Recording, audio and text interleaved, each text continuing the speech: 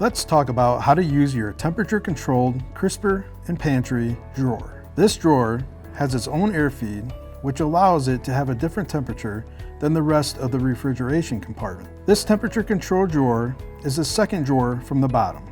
If you're not sure which one it is, remove the drawer and you should see an air damper behind it. This damper controls the airflow to the area, and it also has a temperature sensor for that area. There are 4 settings on the control for that drawer. The settings for KitchenAid include meat, produce, assorted, and deli. If the unit is a JennAir unit, the word produce will be swapped out for beverage. We can change these settings by pressing on the crisper button. Now these settings do not go from coldest to warmest. The meat setting is the coldest setting.